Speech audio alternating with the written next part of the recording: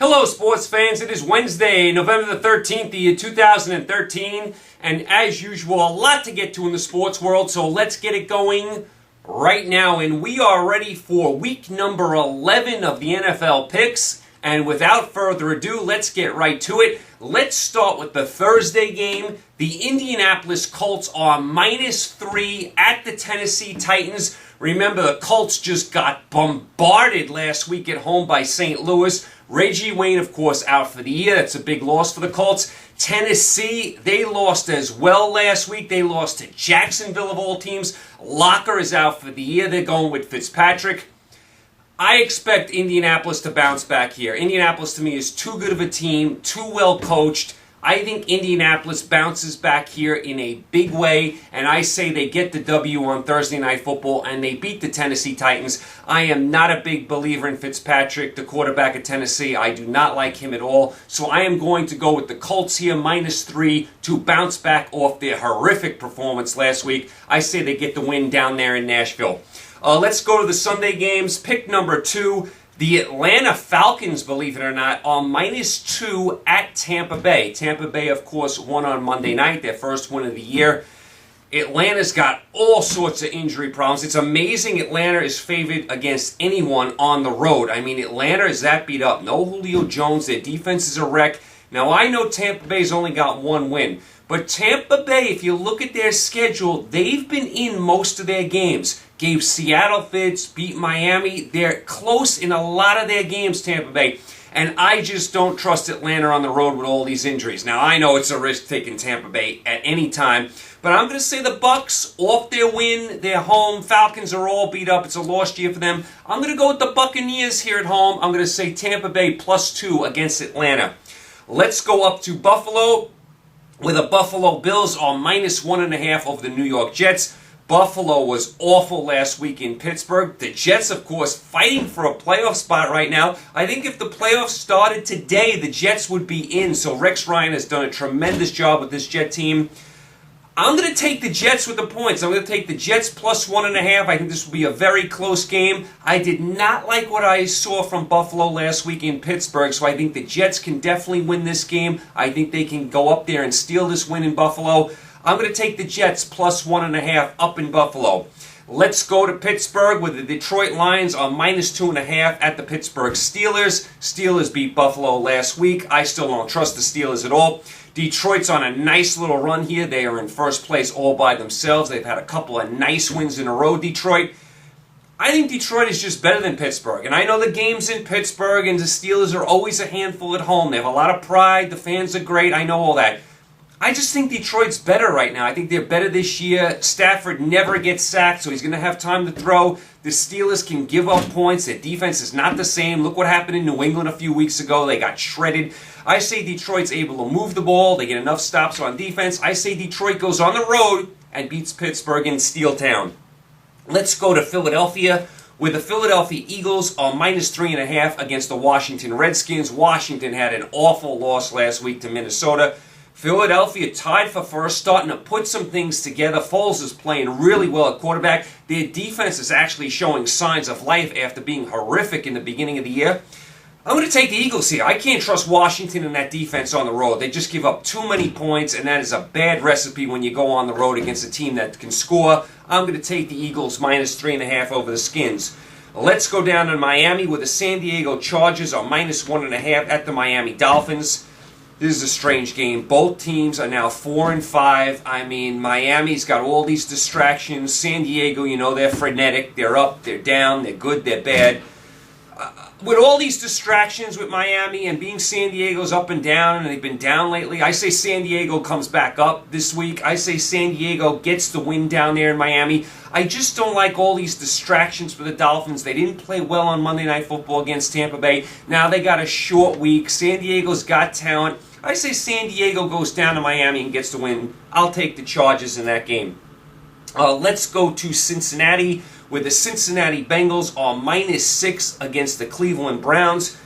I think the spread is a little too high. This is a big rivalry. Cleveland is playing a lot better. Cincinnati's now lost a couple in a row. I'm going to grab the points here. I'm going to say this is a close game. Yeah, sure, Cincinnati can definitely win the game. As a matter of fact, if you ask me who would win, I'd say Cincinnati would win by 3. I think it's going to be a close game. I think it's going to be tight. I think it's going to be defensive. It's a big rivalry. Cleveland's much improved this year. Cincinnati's lost a couple in a row. I'm saying it's going to be a tight game. I'll grab the points. I'll take Cleveland +6 in Cincinnati. Let's go to Soldier Field in Chicago, where the Chicago Bears are -3 against the Baltimore Ravens. Of course, Cutler is out for the Bears. That's a big loss for them. Very, very tough game here because Baltimore's another one of these teams. They're up, they're down, and the Bears are the same way. You don't know what you're getting from these teams on a week-in, week-out basis. For that reason alone, I'm going to take Baltimore with the points here. I say somebody wins this game by like a point. It could go either way. I could definitely see Chicago winning, but I'm going to grab the points here. Baltimore had a nice win last week against Cincinnati. I say they could build off that. I mean, sure, I give Chicago a shot in this game, but I'm saying it's a one-point game either way. I'll take Baltimore +3 in Chicago. Let's go to Houston. Here's a beaut of a game. The Houston Texans -7 against the Oakland Raiders. We don't know about Pryor, the quarterback for Oakland, if he's even going to play.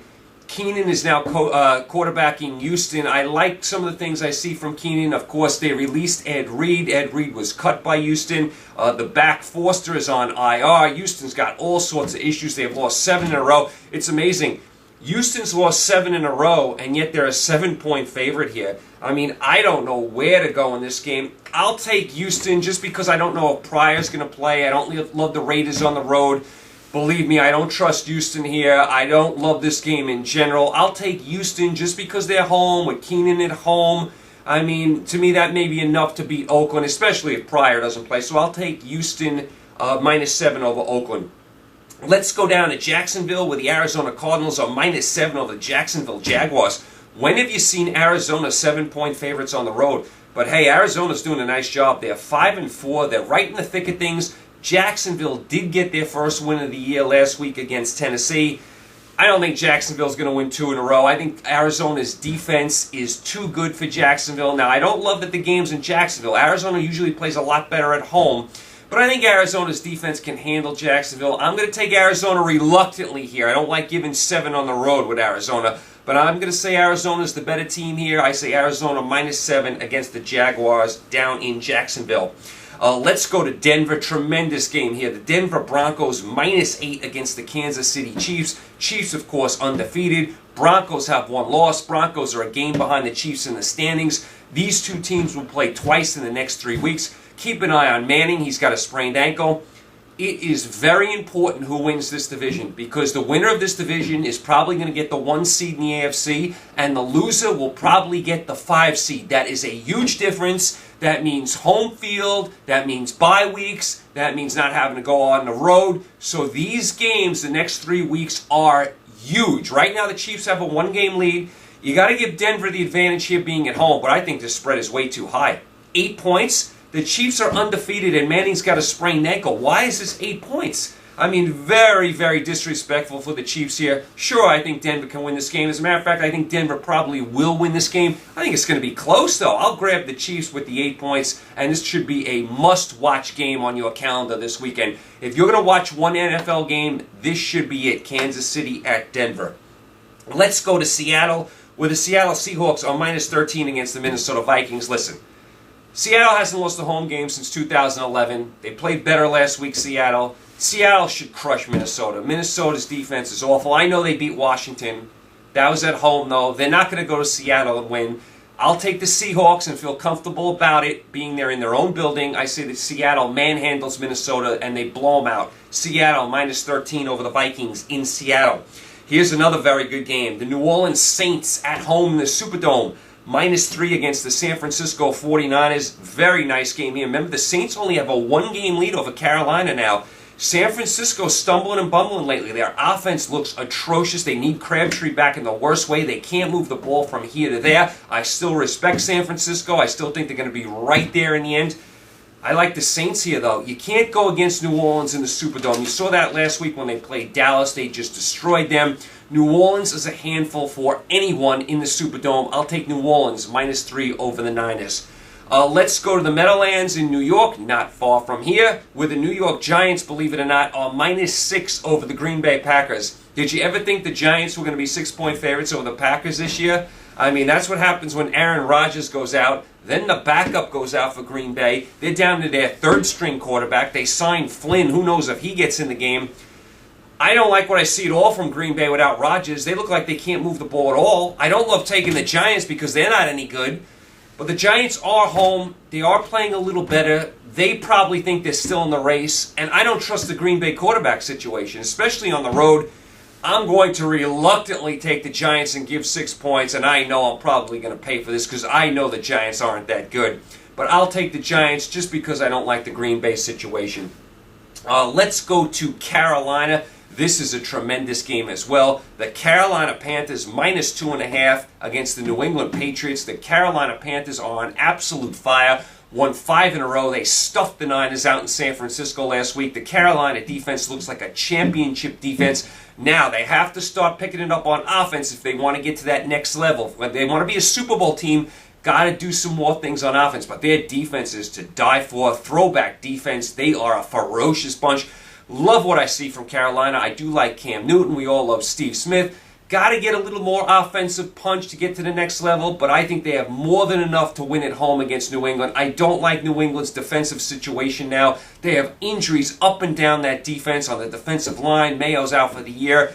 Don't like that, especially when you go on the road. And listen, we all love New England. We all love Brady. We all love Belichick. They do a tremendous job. They plug in guys. They always seem to fill in, but I like Carolina here at home. I have to go with them. They're so hot. They've won 5 in a row. I say they make it 6 in a row. It's only 2.5. I'll take Carolina minus 2.5 against the Patriots. And, of course, Dallas and St. Louis are off this week. So you have a nice slate of games in the NFL. Carolina, New England is tremendous. I mean, New Orleans, San Francisco is a good game.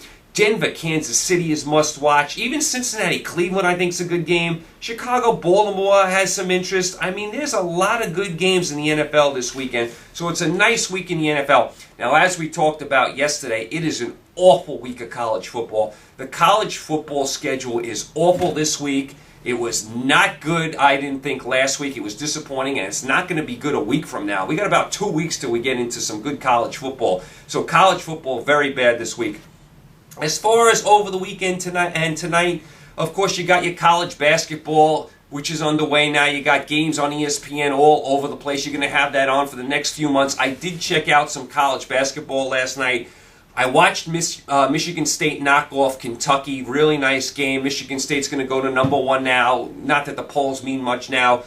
Kentucky has a lot of good freshmen. Randall looks like a handful. The big man in the middle, he is going to be a handful for anyone to guard. So I did watch Michigan State knock off Kentucky last night in Chicago. I also stayed up late here on the East Coast, and I watched Kansas beat Duke. This game was close throughout. Kansas pulled away at the end. Kansas, of course, has that great freshman Wiggins. He was in foul trouble in the first half, but had a very nice second half. And Duke has this tremendous freshman Parker. He was unbelievable last night, hitting threes, hitting off-balance shots. He looks like a star in the making. So those 4 teams all look like they're top 5 teams. Throw in Louisville. You got some really, really good teams in college basketball. Should be a very exciting year in college ball, and these teams are only going to get better. I also watched Wisconsin beat Florida. I'll tell you, is anyone better coached than Wisconsin? Bo Ryan does a tremendous job with that Badger team. I mean, they are such a hard team to prepare for.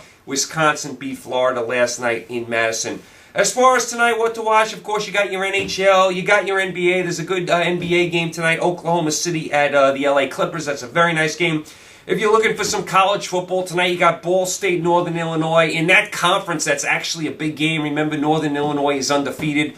Ball State's only lost 1. So if you're looking for some college football, you can't wait till tomorrow or the weekend. Definitely check out Ball State, Northern Illinois. Of course, you got some World Cup soccer qualifying today. We'll see if Mexico can make the World Cup. Mexico has a home-and-home with New Zealand starting today in Mexico. Mexico's got to beat New Zealand to make the World Cup. Of course, Mexico has gotten a lot of help from the United States just to even get to this stage. So you got some soccer this week as well.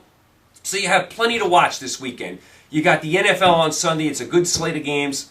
Bad week of college football, but hey, what can you do? You got college basketball in full swing. You got your NBA. You got your NHL. You got a million things to watch. Also, I haven't talked about the movies in a while. If you're looking to see a movie in the theater, I went and saw Gravity with George Clooney and Sandra Bullock. That's about two astronauts up in space, and a lot of things go on up there, and they have some life-threatening situations. I don't want to give the plot away.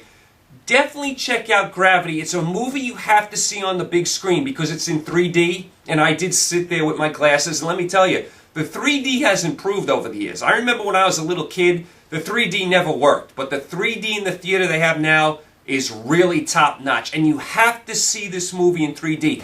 If I saw this movie on a regular television set on DVD, I wouldn't think much of it. But in the theater on the big screen with the 3D, it's definitely worth watching. It's definitely an entertaining movie. In the theater, I'd give it 3 stars. Out of 0 to 4 stars, I'd give it 3. Now, like I said, if I watched this on DVD without the 3D, I'd give it probably a lot less. I mean, the acting wasn't great, the character development wasn't great, but the special effects, the 3D, the scenes in space are tremendous. There's a few action scenes as well.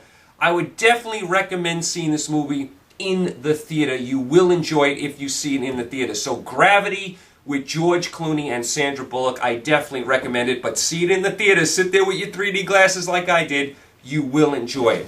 You guys, thanks for the support as always. I really appreciate your support. I appreciate you guys tuning in every day with me.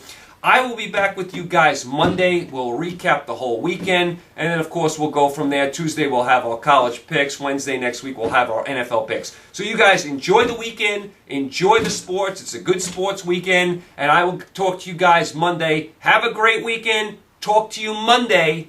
Take care.